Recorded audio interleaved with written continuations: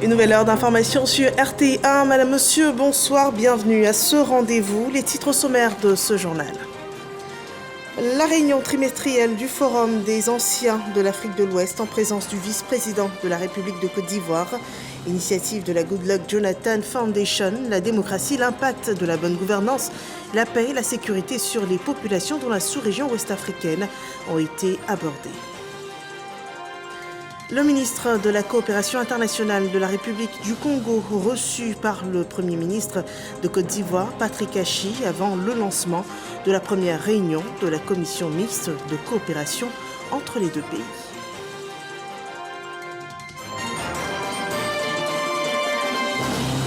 Et l'actualité en Côte d'Ivoire note l'interception par la police criminelle d'un car qui convoyait illégalement des mineurs, des enfants qui auraient sûrement fini dans des plantations. Les coupables sont aux arrêts. Le détail au cours de cette édition. Bienvenue dans ce 23h. La réunion trimestrielle du Forum des anciens de l'Afrique de l'Ouest en présence du vice-président de la République, une initiative de la Good Luck Jonathan Foundation pour discuter et apporter des réponses relatives aux tendances actuelles menaçant la paix et la stabilité dans la sous-région ouest-africaine. Une réunion des sages de la sous-région qui est rapportée ce soir par Angela Diallo et Jean-Marc Tchadji. Maintenir la paix lors des prochaines élections au Nigeria, au Libéria et en Sierra Leone. L'un des objectifs de la réunion stratégique trimestrielle du Forum des anciens d'Afrique de l'Ouest à Abidjan. Timoko Mélié-Koné, le vice-président ivoirien, s'est rendu aux côtés de l'ancien président nigérian Goodluck Jonathan et certains de ses anciens homologues pour témoigner la solidarité de l'État ivoirien pour cette cause. Plusieurs messages de paix et de bonne gouvernance ont meublé cette rencontre. Comme on dit souvent, ce qu'un ancien peut voir assis, un jeune peut être au sommet et ne pas le voir. Excellence, l'expérience et les connaissances de nos éminentes personnalités ici nous permettent de dire que nous sommes plus qu'équipés pour réaliser les objectifs de ce mécanisme spécialisé qui est si noble. Également, le futur dépendra non seulement de nos discussions, mais également de l'efficacité des recommandations, des observations et des conseils qui seront mis en œuvre. Depuis sa création, le Forum a joué un rôle dans la médiation d'élections pacifiques en Gambie et est intervenu dans la résolution de la crise politique au Sénégal. En tant que forum, nous pensons fermement à la diplomatie préventive. Et pour ce faire, l'un de nos objectifs, c'est de nous assurer que le jeu démocratique de notre région soit mis en œuvre en travaillant en collaboration avec diverses parties prenantes de façon collective et responsable. La démocratie ne pourra alors être durable que si la bonne gouvernance, la paix et la sécurité est offerte aux citoyens de nos pays. Le Forum des anciens d'Afrique de l'Ouest, qui s'est tenu à Abuja, à Dakar, puis aujourd'hui à Abidjan, sert de plateforme aux principaux anciens chefs d'État et leaders d'opinion d'Afrique de l'Ouest. Ambition, assurer la médiation dans la résolution des conflits et promouvoir la démocratie. Dans l'actualité de la primature, une rencontre de diplomatie entre le chef du gouvernement et le ministre Denis Christel Sassou Nguesso, ministre de la Coopération internationale de la République du Congo. Une audience en marge de la première session de la commission mixte de coopération entre le Congo et la Côte d'Ivoire. L'étendue des travaux et la liste des accords qui vont être signés au cours de ces assises ont été passés en revue selon ce commentaire d'Alexis Ouedraogo. On regarde. En fin de journée, lundi à la primature, le ministre Denis Christel Sassou Nguesso, ministre de la Coopération internationale et de la promotion du partenariat public-privé du Congo, est reçu en audience par le chef du gouvernement. Les deux pays ouvrent cette semaine la première réunion de la grande commission mixte de coopération. Nous sommes venus présenter nos civilités à son Excellence, Monsieur le Premier ministre, chef du gouvernement, puisqu'il se tient actuellement à Abidjan la première réunion de la grande commission mixte de coopération entre la République de Côte d'Ivoire et la République du Congo. Et ça a été un moment pour nous pour présenter à son Excellence, Monsieur le Premier ministre, l'étendue des travaux qui auront lieu pendant ces 3 prochains jours et la liste des accords de coopération que nous allons signer. La promotion du partenariat public-privé, mode de financement privilégié par les deux pays, était aussi au menu des échanges. Nous avons profité de cet échange pour faire un partage d'expérience, puisque en ma qualité de ministre de la Coopération, j'ai également la promotion du partenariat public-privé, qui est un mode de financement que le Congo privilégie désormais. Et nous savons que la Côte d'Ivoire est un pays qui utilise ce mécanisme depuis un certain nombre d'années maintenant. Et il était important, vu que le Comité national de pilotage du partenariat public-privé est placé sous l'autorité de son Excellence, Monsieur le Premier ministre, que nous ayons un échange pour faire un tour d'horizon. Et c'est ce qui a été fait. Le ministre est aussi porteur d'un message, celui du président Sassou Nguesso à son homologue ivoirien. Voilà, et cette réunion de coopération entre le Congo et la Côte d'Ivoire devrait bien aboutir sur des accords sectoriels, notamment en matière d'investissement et d'échanges commerciaux. Un nouveau programme pour renforcer la formation et l'employabilité de la jeunesse en Côte d'Ivoire est lancé. Il est appelé Trace Academia, initiative du groupe Média Trace en collaboration avec l'agence Emploi Jeunes. C'est un programme de e-learning sur lequel les jeunes, où qu'ils soient, peuvent obtenir une qualification, une application gratuite, selon Michel Mambo. Trace Academia, une application mobile gratuite qui donne l'opportunité aux jeunes de s'offrir une formation et au finish, un emploi. L'idée, c'est d'apporter à ces jeunes des solutions pour leur permettre de plus facilement soit créer un emploi ou trouver un emploi. Donc on répond à un vrai besoin puisque c'est la majorité de la jeunesse africaine qui se retrouve dans cette situation. Chaque année, ce sont entre 300 et 400 000 jeunes qui sortent du système scolaire, bien souvent sans qualification aucune, selon le ministre de la Promotion de la Jeunesse, de l'Insertion professionnelle et du Service civique, Touré Mamadou. Le besoin est réel. La jeunesse est donc appelée à s'approprier le dit projet. Ce programme va offrir une véritable opportunité de formation complémentaire à de nombreux jeunes dans notre pays. Près de 100 000 jeunes sont ciblés d'ici 2025 et déjà à date, nous avons 16 000 jeunes qui sont déjà en formation dans le cadre de ce programme. C'est une formation complémentaire qui vise à améliorer leur employabilité sur le marché du travail. Et avec les certificats qu'ils auront, ils pourront donc facilement trouver des opportunités d'insertion sur le marché du travail. Je suis très content de découvrir cet instrument-là pour la simple raison que dans le nouveau projet de loi sur l'enseignement supérieur, la recherche et l'innovation, il est prévu qu'à la sortie du premier cycle de l'enseignement supérieur, tous les apprenants doivent avoir ce qu'on appelle un socle commun de compétences. Et dans ce socle commun de compétences, il y a un volet qui traite de l'entrepreneuriat. Bon, en attendant qu'on ait suffisamment d'enseignants et suffisamment de locaux pour faire ce type de cours, je pense que nous, on est preneurs. Et la ministre de l'Éducation nationale et de l'alphabétisation, représentant le Premier ministre Patrick Achi à cette cérémonie de lancement, d'encourager cette initiative qui apporte une solution à l'épineuse question de l'insertion des jeunes en Côte d'Ivoire. Trace Academia est une belle initiative susceptible d'apporter une réponse opérationnelle aux attentes des jeunes dans leur quête d'emploi. Je voudrais donc exprimer toute la satisfaction de Monsieur le Premier ministre et exhorter les jeunes à saisir les opportunités qui leur sont offertes par le ministère de la Promotion de la Jeunesse, de l'Insertion professionnelle et du Service civique en partenariat avec Trace Academia. Trace Academia, en Côte d'Ivoire, s'inscrit dans la droite ligne d'une convention signée le 5 juillet dernier entre le groupe à l'origine du projet et le ministère de la Promotion de la Jeunesse, de l'Insertion professionnelle et du Service civique. Et ces étudiants que nous verrons maintenant suivis pour leur part un cycle d'études universitaires dans la ville de Mans. 104 d'entre eux ont achevé leur cycle d'études. Ils ont reçu leur diplôme au cours d'une cérémonie durant laquelle ils ont été exhortés à la culture de l'excellence. Davis Oyo et Jean-Marc Djadji.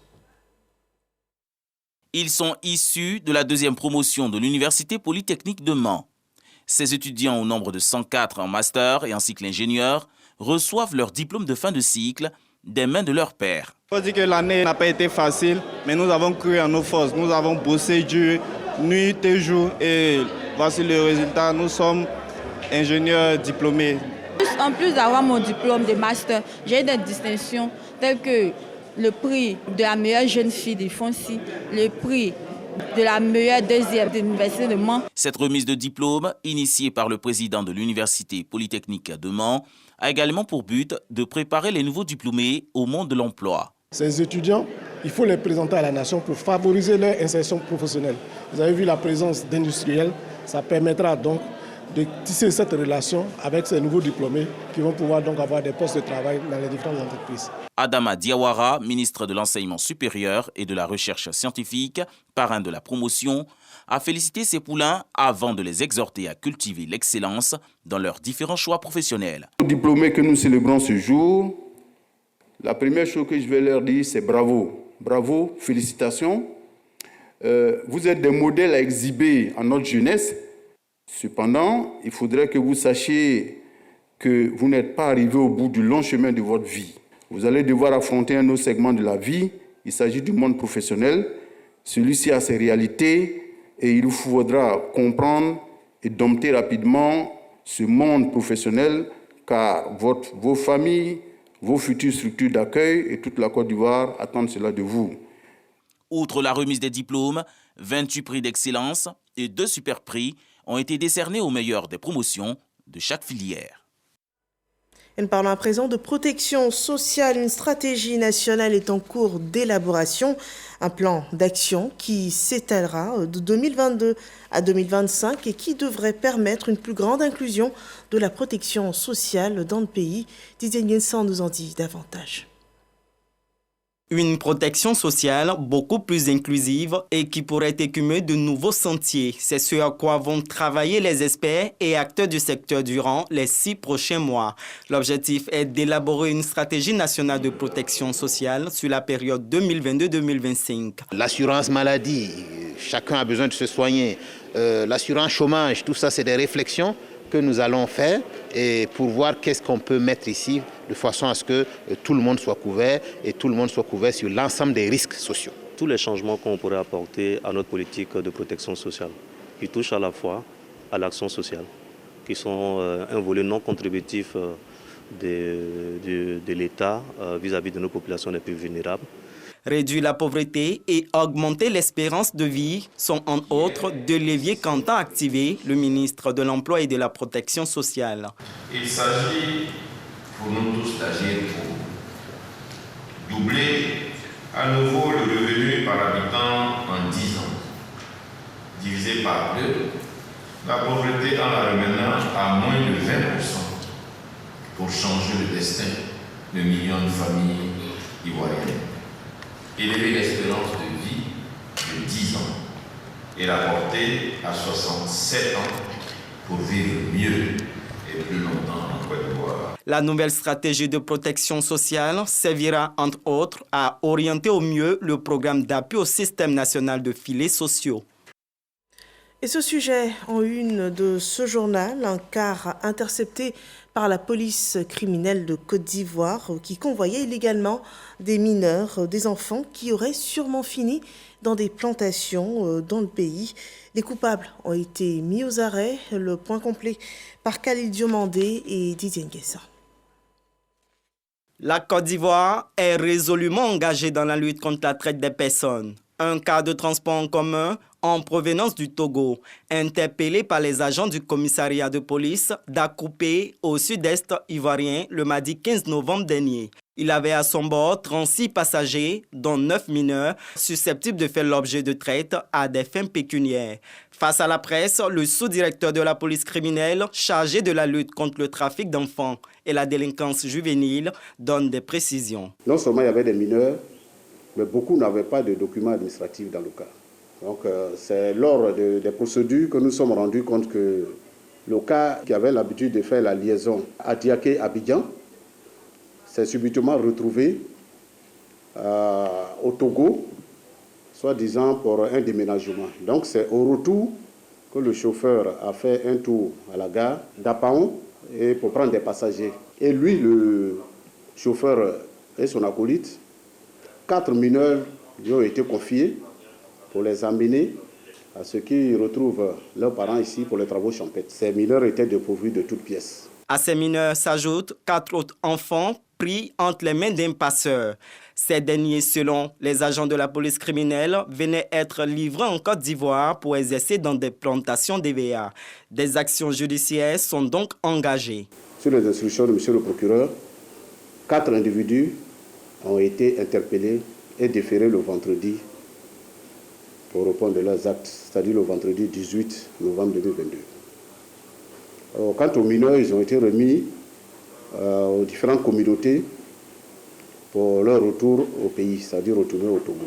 La sous-direction de la police criminelle, chargée de la lutte contre le trafic d'enfants et la délinquance juvénile, appelle les pays voisins à plus de vigilance sur la problématique du travail des enfants. Elle entend poursuivre les investigations afin de démanteler tous les réseaux de trafic humain. Des initiatives soutenues par la première dame Dominique Ouattara, présidente du Comité national de surveillance des actions de lutte contre la traite, l'exploitation et le travail des enfants. Et ces réflexions pour un environnement carcéral adéquat au profit du personnel, une action conduite par le Comité national de la Croix-Rouge et le ministère de la Justice et des Droits de l'Homme. Les 92 participants des 16 pays africains qui étaient présents à cette formation reçu des formations sur les bonnes pratiques en matière de détention et la maintenance des infrastructures pénitentiaires. Souleymane Donisongou et Lanciné Bakayoko. À Abidjan, plusieurs délégations du CIC et de la sous-région africaine, des régisseurs des maisons d'arrêt et de correction, ainsi que des organisations de la société civile, réfléchissent sur le fonctionnement du système pénitentiaire. Il s'agit pour les acteurs de débattre des meilleures façons de contribuer à l'amélioration des conditions de vie des détenus. Les grands soucis qu'on rencontre pour ces infrastructures, c'est la surpopulation, c'est le manque d'eau, l'assainissement, l'hygiène individuelle et l'hygiène collective. Le CIC, en collaboration avec les services pénitentiaires en Côte d'Ivoire, propose de consolider avec les pays invités une plateforme d'échange sur les bonnes pratiques, la mise en réseau des problèmes et les solutions d'entretien des infrastructures. De la qualité des infrastructures dépendent les conditions de vie des détenus, les conditions de travail du personnel pénitentiaire et la sécurité des uns et des autres. La corrélation entre ces facteurs et les traitements des détenus n'est par ailleurs plus à démontrer. Conscient de cette situation, le gouvernement ivoirien a entrepris la modernisation des lieux de détention par la rénovation et la construction de maisons d'arrêt et de correction afin d'offrir aux détenus de meilleures conditions de vie. Cette rencontre se déroule du 22 au 25 novembre sous l'égide du garde des Sceaux, ministre de la Justice et des Droits de l'Homme. Le CICE, fort de son expérience, assurera la facilitation des travaux. Dans la lutte contre la corruption en Côte d'Ivoire, on fait le bilan de l'outil Spacia, cette plateforme mise en place par le gouvernement ivoirien à disposition des populations pour dénoncer tous les actes de corruption et de mauvaise gouvernance. Le système lancé en juillet dernier, l'heure est au bilan donc, et le moins qu'on puisse dire, c'est que Spacia aurait fait ses preuves, selon ce reportage de Dangui Dangui. À moins d'un an de mise en œuvre, le système de détection et de prévention des actes de corruption et infractions assimilés Spacia montre des signes d'efficacité. Son bilan d'étape révélé récemment par les services du ministère de la lutte contre la corruption l'atteste. De janvier à octobre 2022, Spacia a enregistré 439 signalements. 356 d'entre eux se sont révélés constitutifs d'actes présumés de corruption ou d'infractions assimilées, pour un préjudice financier potentiel estimé à plus de 52 milliards de francs CFA. Plusieurs mises en cause dont des agents de police sont dans les liens de la justice, selon la responsable de la plateforme qui veut par ailleurs rendre Spacia accessible à tous les Ivoiriens. L'un des défis, c'est de permettre à l'ensemble des populations de pouvoir saisir Spacia, parce qu'en fin de compte, Spacia a été créé justement pour accroître la participation citoyenne à la lutte contre la corruption. L'efficacité de Spacia se nourrit des dénonciations et des alertes des populations. La responsable de cette plateforme appelle les Ivoiriens à s'approprier cet outil de lutte contre la corruption, d'autant plus qu'il bénéficie de la protection de la loi. Nous avons un dispositif de protection des lanceurs d'alerte, mais nous voulons aller plus loin pour élargir la portée de ce dispositif-là. Parce que ce dispositif s'applique surtout dans le cadre d'une procédure judiciaire. Donc nous voulons élargir ce champ d'action en accordant cette protection à toute personne qui porte une information à notre connaissance. Spacia a enregistré 469 signalements, dont 111 à travers son numéro vert 1345, 58 à travers son site www.spacia.gouv.ci en minuscule et 100 signalements par courrier physique. Dans la région du Poro, dans le nord de la Côte d'Ivoire, les acteurs de la filière mangue se battent pour la pérennité du marché de commercialisation de ce produit phare de la région. Et c'est au cours de la 3e conférence internationale de la mangue de Côte d'Ivoire sous le thème « Commercialisation de la mangue fraîche et transformée en Côte d'Ivoire ». Le point avec Ami Sissoko. Les acteurs de la filière mangue de Burkina Faso, Cameroun, Côte d'Ivoire, Ghana, Sénégal et Togo, réunis à Korogo autour du thème « Commercialisation de la mangue fraîche de Côte d'Ivoire, défis, enjeux, stratégies et opportunités ». L'édition 3 de la conférence internationale de la mangue vise à pérenniser la commercialisation de la mangue fraîche et transformée de la Côte d'Ivoire à travers le renforcement de capacités des acteurs de la filière pour une meilleure qualité du fruit. Notre conseil d'administration a décidé de mettre en place, dès 2023, sur fonds propres, un encadrement de producteurs à travers la création d'un service technique chargé du conseil agricole. Dans un souci de renforcement de nos capacités et des activités que nous menons, nous souhaiterions avoir un accompagnement de l'État. Était aussi à l'ordre du jour la problématique des mouches de fruits, ces bio-agresseurs sous-régionaux, les pertes post-récolte et la concurrence que mènent le Brésil et le Pérou sur le marché. La mouche n'a pas de frontières. Quand la Côte d'Ivoire arrive à faire le traitement, il faut que le Burkina, le Mali aussi puissent faire le traitement. Donc il faut une conjugaison d'ensemble, un sursaut dans la sous-région pour combattre la mouche. Pour faire donc face à tous ces défis, l'Intermangue, qui enregistre plus de 400 000 producteurs, bénéficie du soutien technique et financier du ministère du Commerce extérieur de l'Allemagne. Ce pays s'intéresse à la variété Kind de Côte d'Ivoire, la meilleure de toute la sous-région selon les spécialistes. L'Allemagne a choisi d'appuyer Intermangue tout simplement parce qu'ils ont trouvé un partenaire fiable. Et l'idée, c'est non seulement de créer des emplois, mais c'est aussi de les appuyer afin qu'ils puissent trouver des fournisseurs sur le marché allemand. La mangue rapporte plus de 9 milliards de francs CFA à la filière en Côte d'Ivoire. La production par an est estimée à environ 150 000 tonnes. Le pays est le premier exportateur en Afrique de l'Ouest et le 3e fournisseur du marché européen. Et nous passons au point sur la situation du coronavirus en Côte d'Ivoire.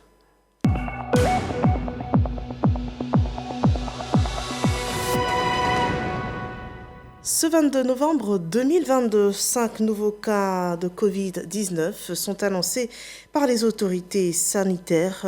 Une personne guérie, aucun cas de guérison enregistré. Il y a toutefois 17 cas actifs encore dans le pays. Et à cette date, au moins 21 769 758 doses de vaccins anti-Covid ont été administrées sur des sujets dans le pays. En politique, le RHDP dans le Poro sensibilise ses militants pour une participation active à la révision de la liste électorale. Le parti se met ainsi en ordre de bataille pour faire enrôler le maximum de militants. On le voit dans ce point de Ami Sissoko. Le superviseur régional du Poro de l'opération de révision de la liste électorale au compte du RHDP, Mamadou Sangafoua Koulibaly, par ailleurs ministre des Mines, de l'Énergie et du Pétrole, a échangé avec les élus et secrétaires départementaux du Poro à Korogo. Une rencontre pour s'assurer de l'application des directives du RHDP en vue de l'atteinte des objectifs assignés par le parti présidentiel à la région du Poro. Nous partons en tout cas rassurés et en mission pour le parti. Avec l'ensemble des cadres du département, nous ferons plus que les objectifs que le parti nous a assignés. La liste électorale est le fondement de la démocratie. Parce que quelles que soient les autorités qui seront élues, il faut que cette élection se fasse sur la base de la légitimité. Cela doit être un objectif de tous. En ce qui nous concerne, cadre du RHDP donc dans la région, nous avons décidé de travailler à ce que notre région puisse majoritairement se retrouver sur cette liste. C'est donc pour le succès de l'opération que le superviseur régional du Poro de l'opération de révision de la liste électorale au compte du RHDP s'engage à mettre les moyens à la disposition de la base. On leur a fixé des objectifs, mais je leur ai dit que je veux qu'ils aillent au-delà des objectifs qui ont été fixés. Parce que quand vous regardez très bien, on est près de 30 millions d'habitants. On devrait avoir au moins 12 millions de personnes sur les listes électorales. Mais nous sommes à 7,5 millions. Si vous élevez de 7,5 millions, tous ceux qui sont décédés, veut dire qu'en réalité, peut-être qu'il y a autour de 5 millions de personnes. Pour nous, au plan national, ce n'est pas moins de 7 millions de personnes qui ne sont pas encore sur les listes électorales. Pour cette 5e opération de révision de la liste électorale, la région du Poro a un objectif de plus de 60 000 nouveaux majeurs à faire inscrire. Le mot d'ordre est le même dans le sud du pays. À Ndoussi, le superviseur général du RHDP multiplie les mobilisations pour la révision de la liste électorale. Le point avec Abou Sanogo. Le ministre de la Santé, de l'Hygiène publique et de la couverture maladie universelle, Pierre Ongudimba, président du conseil régional de Langébi-Tiassa, par ailleurs superviseur régional du RHDP de l'opération de révision du listing électoral en séance de travail avec les secrétaires départementaux. L'objectif de cette rencontre est de les amener à faire enrôler le plus grand nombre d'électeurs pour la réussite de l'opération de la révision de la liste électorale. Pierre Demba les a donc mis en mission en vue d'un quota conséquent d'enrôler par département de nombreux électeurs. La mission que nous avons, c'est vraiment d'aller partout, identifier nos frères et sœurs qui ont plus de 18 ans et qui ne sont pas sur la liste électorale, à l'effet donc de s'inscrire sur cette liste électorale, parce que ce soit pour l'année 2023, pour les élections locales, et 2025, nous, dans Langébi-Tiassa, nous voulons démontrer que nous avons désormais compris et que nous avons adhéré massivement au RHDP grâce au travail colossal qu'a le président Alassane Ouattara et son parti. Une enveloppe de 12 millions de francs CFA a été mise à la disposition des 11 secrétaires départementaux du RHDP que compte la région. Un appui qui va les aider à réussir l'inscription d'au moins 5 000 nouveaux électeurs dans Langébi-Tiassa. Notons que pour cette opération, la commission électorale indépendante ambitionne d'inscrire sur la liste électorale 5 millions de nouveaux électeurs. Nous partons à Guiglo où un événement culturel fait la promotion de la paix et de la cohésion sociale. Le festival Boyego, le point de FBoué. Guiglo place Félix Houphouët-Boigny, membre du gouvernement, autorités administratives et populations diverses, assiste à une parade des entités traditionnelles et sociales du peuple oué. Nous sommes à la clôture de la première édition du Festival des Arts et de la Culture oué, Kavali Boyego, placé sous le thème Art et Culture oué au service de la paix et du développement. Une initiative du Conseil régional du Kavali qui vise à valoriser la culture oué tout en renforçant les liens de cohésion sociale. Quel beau jour! Oui, Boyego, c'est le festival du bonheur et le Kavali renaît de ses cendres. Le Kavali rayonne aujourd'hui et dans le Kavali, il fait tout simplement bon vivre. 10 jours auront permis aux festivaliers d'ici et d'ailleurs de découvrir les pratiques, les modes de vie, les identités culturelles, religieuses et traditionnelles du peuple oué à travers des communications, des expositions, des chants et danses, des arts culinaires et arts vestimentaires, entre autres. Le ministre du Tourisme et des Loisirs, président de la cérémonie, et le ministre de l'Intérieur et de la Sécurité, représentant le Premier ministre, saluent et encouragent ce type d'initiative. Il est important pour une région de valoriser et de trouver les moyens pour pérenniser sa culture et ses arts. Les arts et la culture sont l'âme d'un peuple. C'est à travers eux que sont conservées et transmises nos valeurs les plus fondamentales et les plus sacrées. Cette conception est aussi celle de son Excellence M. Alassane Ouattara. C'est pourquoi en 2012, il a créé les conditions pour la restauration du sacré, aussi bien dans le Kavali que dans le Guémo. Pour mieux pérenniser cette culture, la présidente des régions envisage la construction de la Maison des Arts et de la Culture. Le ministre du Tourisme et des Loisirs promet un accompagnement de son département à travers le Fonds de développement touristique.